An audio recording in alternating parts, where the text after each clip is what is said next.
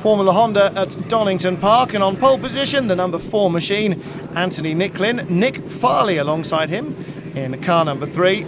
Max Wakefield in 3rd spot on the grid, and alongside him the number 40 machine, Mike Gilatli. Now all these cars racing with aerodynamic wings and slicks and Honda motorcycle engines, revving to a phenomenal 13,500 RPM. A howling, screaming, snarling pack. Away they go. And it looked like a good start from the outside of the front row from Nick Farley, but Anthony Nicklin, the pole position man in car number 4, certainly recovered. Don't they sound fabulous, these mini racers, as they go into the first turn. Engines howling away, and straight away Mike Gilatli up into 2nd spot. Down the inside, the green machine into the old hairpin. Going up into 3rd is Nigel Rubin. He gets ahead of Nick Farley, and positions changing all the way down the order. Dear oh dear, a little bit of a grassy moment there, but well handled. Number 6 machine here is Andy Sale, and the race leader still Anthony Nicklin. Very closely bunched top 7 or 8 cars, and David Taylor right there ahead of Anthony Sale as the cars howl down the straight. Number 3 machine of Nick Farley looking to make a move as they came to the chicane. Didn't happen, and so it's Mike Gilatli still holding on. There he is, the 40 car.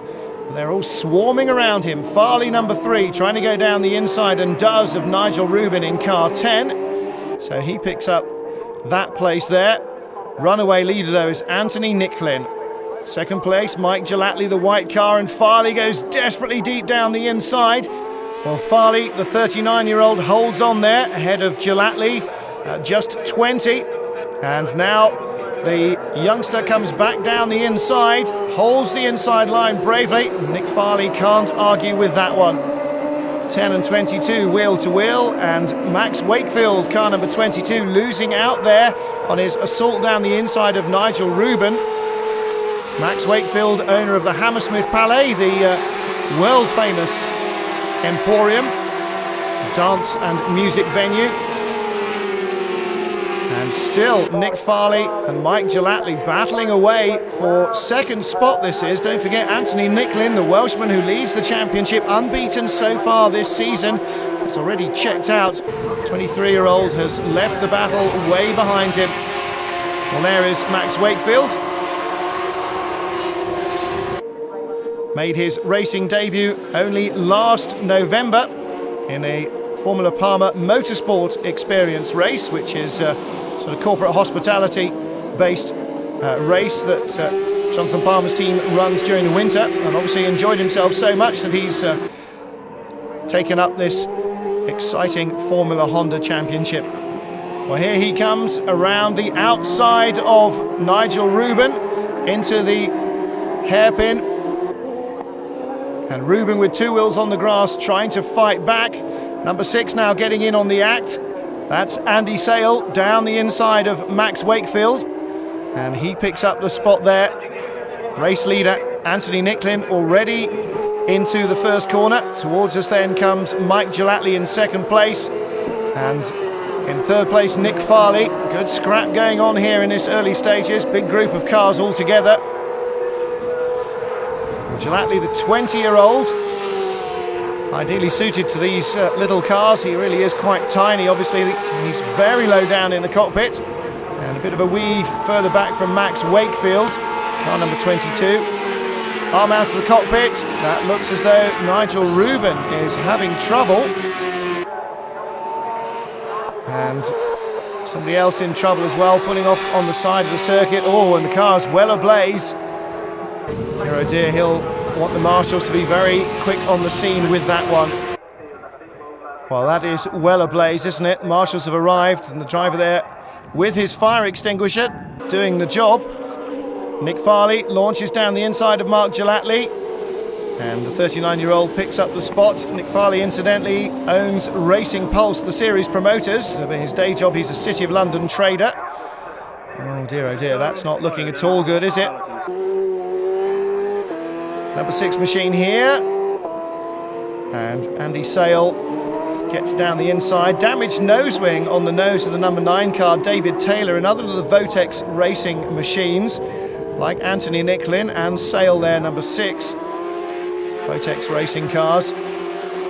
Car number 40 of Mark Gellatley.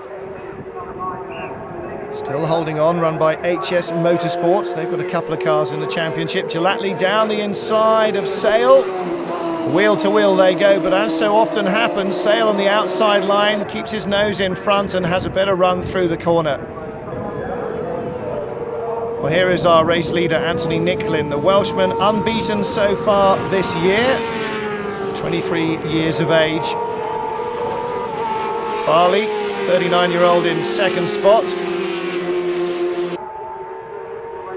And the fire tender has finally arrived to try and deal with the blaze at the side of the circuit. That'll be a big distraction to the drivers every lap, even more of a distraction to the guy who owns the car.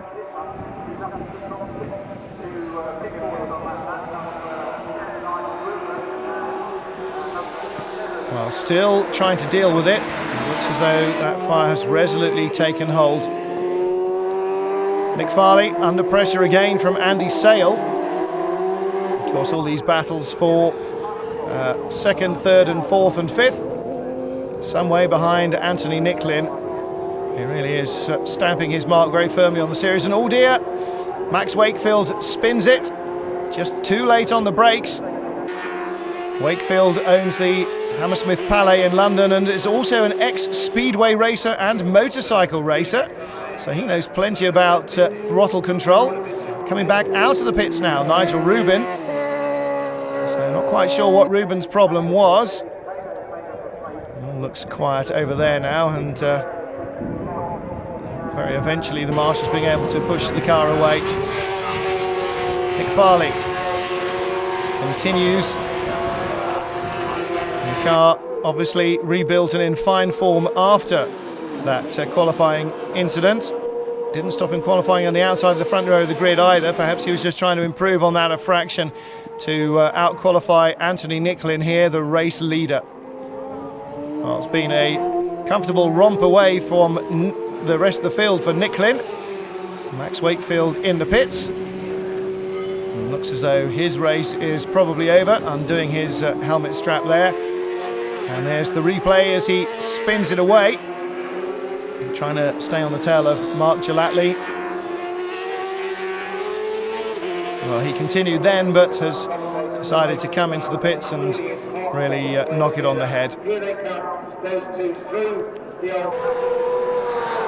So the battle for second continues. And Nick Farley really determined to hang on to this one. Andy Sale is determined to stay with him. Mark Gellatley dropping down the order now. And going very slowly out of the chicane. Skid Carrera. Well, that looks like it might be the end of his race. Yeah, somebody else smoking on the other side as well of the Melbourne Loop. Throws the wheel out in disgust. No disgust for Anthony Nicklin, flying through Fogarty's S's there. Really looking very impressive in control of his car. Welshman with his red dragon on the green and white background, the Welsh colours on his helmet. Clearly very patriotic Welshman as well. Scoots down the inside, just avoids contact, trying to find a way past the back marker as he motors on his way. And in second place, just coming onto the straight right at the back there, Nick Farley, with still the number 6 machine of Andy Sale right on his tail. This time Sale goes down the inside. Farley's too far ahead. He can't get that late on the brakes. Can Sale to get past him. The race leader really carving through the back markers now.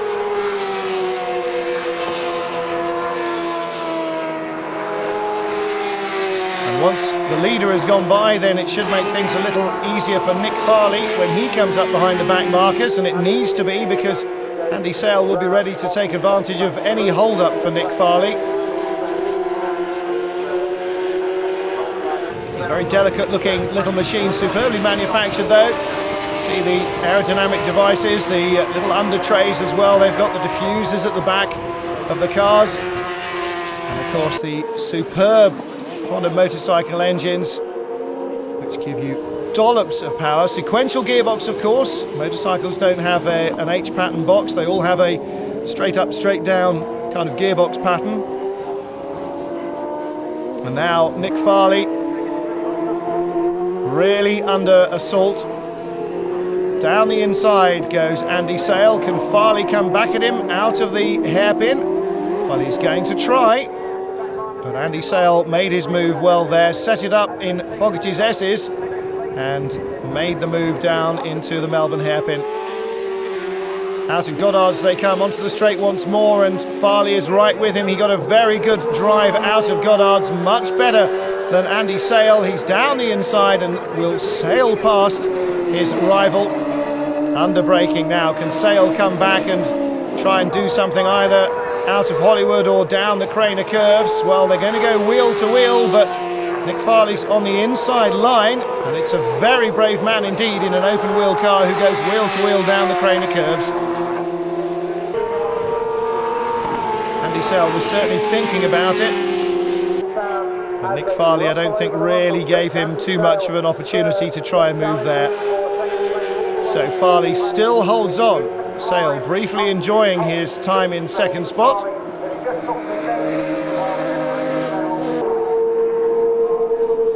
Down Starkey Straight under the Dunlop Bridge they come. Farley watching his mirrors, not even looking ahead of him at all there until he's going to pick up his braking markers, trying to see where Andy Sale might be coming from next. Sale picking up a bit of a toe, but clearly not quite enough to be able to get into out-braking distance. Down to the Melbourne hairpin. Nick Farley can use the racing line, or nearly a close approximation in the middle of the road there. Farley behind, right out to the white line on the way in and on the way out, trying to pick up the pace. Well, there is David Taylor's damaged car. That can't be helping him much. I'm sure it's really killing his front tyres, having no wing there on the left front corner. Great sound from these engines as they howl their way up the gearbox. Anthony Nicklin still leading then. And this is the interest, the battle for second place. Farley holds it and is starting to ease away from Andy Sale. I wonder if Sale has done too much on his tyres to be able to stay in contention for that runner-up spot. Well, Anthony Nicklin not needing to worry about the opposition here once he got away from the front of the grid. Pole position man leading all the way. Won the opening race at Castle Combe, won at Donington Park, won at Snetterton, and got an extra point for fastest lap. So he's had a pretty good season so far, because it's almost racing certainty that he's going to win here at Donington Park as well. He really has been quite comfortably the class of the field from pole position, leading every single inch of the way. And now out of Goddard's for the final time he comes. The checkered flag awaits, and it's another copybook win for Anthony Nicklin. 4 victories from 4 starts. Nick Farley holds on to second place from Andy Sale, and that's how they line up in the championship as well after this race. In 4th place, Mark Gelatley, and he is also in 4th place on points. But it's starting to look as though nobody will catch Anthony Nicklin unless he does something very silly fairly soon.